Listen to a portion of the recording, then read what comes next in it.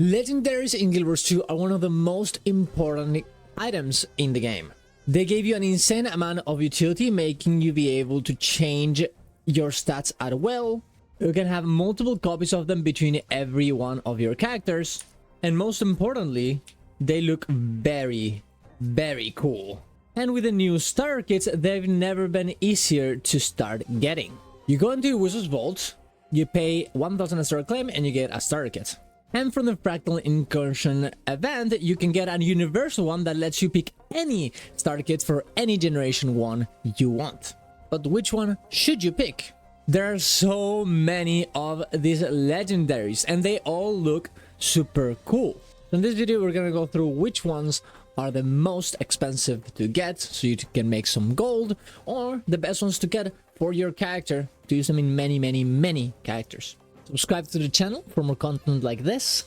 Go to my Ko-Fi if you want to support my content. Go to my Twitch to watch me live every morning, and let's get into it. First of all, let's talk about the weapon starter kit, because even though it sounds great, there is some limitations to it.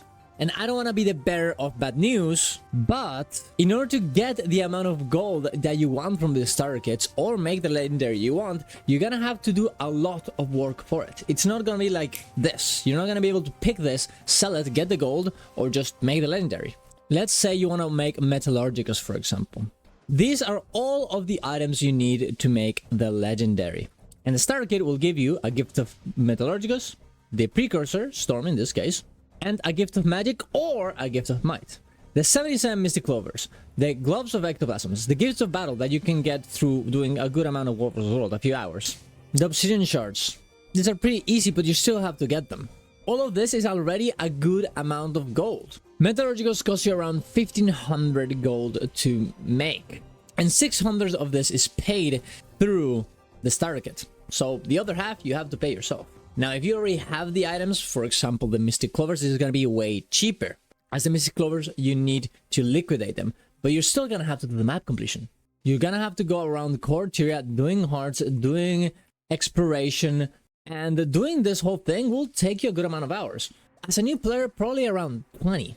Yes, there are people that do it in 7 hours or whatever, but this is pretty hard to do and you need a lot of knowledge to do it. Now, I'm not gonna say that this is not worth doing. It absolutely is, but you need to know what you're getting into. And I think doing the map completion for the first time, it's kind of one of those things that you have to do as a Guild Wars 2 player. It's very rewarding once you finish it. You do it once and you're like, damn, yes. And you get 2 gifts of exploration, so you can make 2 legendaries in one go. But it will take you a while, and if this is something you don't really enjoy, there's a lot of other ways of making gold. I would rather you not quit on the game doing something you don't want, instead of being forced to do this. Alright, now that we've gone through that, what is the best starter kit, well, to start with? Haha. There are gonna be a few things that we're gonna have to consider. Gold and the usefulness of the legendary. Every class in Guild Wars 2 can use a very particular sets of weapons. So the weapons that are available upon multiple classes are probably the best ones. For example, Spear is available on every class with the Janther Wilds. Not only is it aquatic, but also you can use it on land. So Spear is definitely #1 in terms of usability. In this case being Komohala Kotaki. It's a weird name, but it's a cool weapon. The second best one would be the sword, as it can still be used in 9 classes, depending on whether it's main hand or offhand. This one being Bolt, and this one looks very cool. The footsteps are beautiful. The sheathing is actually pretty beautiful, and the trail with electricity is awesome too. Now, after this, it really depends on the classes you want, but you can check this table. I'll leave it in the description down below so you can check what weapon is best for you. The second thing would be gold, and this one is an interesting one. You can check this in fast. There's gonna be every one of the starter kits in the game right here, and you're gonna see the ones that are worth the more. You can see here that Komohala Kotaki is the one with the most amount of gold you make. But you also have to consider the amount of gold you make when you actually sell the legendary. If you're gonna bind this, I mean, I guess it doesn't really matter. You still need to, you know, the better starter kit, the more gold you get from it, the better, but yeah. But if you want to sell it, you probably want to go for the one that has the biggest amount of a profit, while also getting one that the starter kit is very expensive with. For example, the Moot Quip. These are over 2000 gold. But you also have Crate Clean, which is 2000 gold, but this weapon is not very popular because nobody cares about tridents. Ideally, you want to pick one that is very expensive, but also is in high demand. The weapons that are used a lot, that are in multiple classes. Don't pick the trident that nobody essentially uses. Quip, being a pistol, is a pretty good decision. And the start kit is one of the most preferred ones as well. So there you go. Now there's one here that is above everyone else, and that is Eternity. It's 3000 gold to sell. Obviously that's the best one, right? Kind of. Because Eternity, in order to make it, you need to merge two legendaries together, Sunrise and Twilight. You also will need Pulse of Crystal and Dust and Fist of Suns, but they're whatever. The thing is, there is a special trick in order to get these two legendaries while also being able to recover all of your gold selling Eternity. So what you can do right now is go into the Wizard's Vault, get yourself your legendary starter key, and come in here and pick Sunrise. You make Sunrise, you do the Fractal Incursion event, you get the Universal Key, and you also pick Twilight. You do one map completion, giving you 2 Gifts of Exploration, and you make these 2 legendaries. You will need a lot of other materials though, so essentially 150 mystical clovers, those are a lot. And don't bind the Twilight or Sunrise. Don't equip them. Just make Eternity by merging them together, and this will unlock Sunrise and Twilight for free, just like I have right here.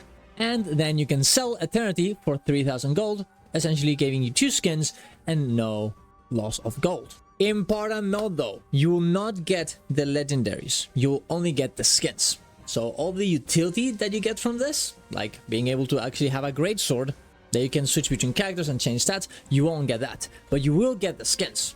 This is what I did. It's not what you have to do, but if you want 2 free skins for essentially no gold, and at the same time making a good amount of gold, yeah, that's pretty good. This is especially good because there's a lot of very good legendaries for greatswords if you really like them, like Exordium, for example. That looks super cool, or the Arene Greatsword, right? So what I did is I got 2 greatswords, Arene Greatsword and Exordium, and I make Sunrise and Twilight, merge them in Eternity, sold Eternity, make the gold, and now I have all the legendary greatswords without having too many. You don't have to do this, but it's a good choice. It's an interesting choice, I guess. And for the last thing you can do, well, you can pick them because they look cool. Whenever you actually get the Universal Key, or any key for that matter, you can come in here into this place by clicking on the item, and you will see you're gonna have to talk to Overseer Sayak first and say, show me the legendary circuit, and then they will show you all the things that you can actually pick. You can ask it to move around so you can see the trail while also seeing the footsteps on every one of the characters, on every one of the weapons, so you can really have a good idea on which ones are the best. And there you go. This is really personal preference, right?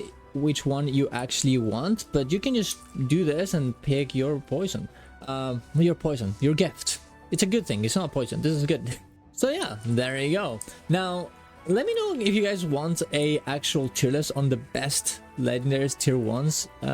Yeah, like I'm kind of curious of what you think. We can come in here together into the Universal Key and just look at them together and make a tier list. Maybe that will help you decide on which ones are the best.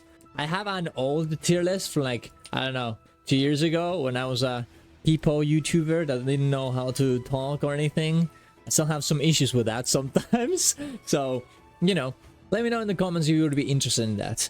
I'll definitely be, I don't know, it'll be kind of fun to do.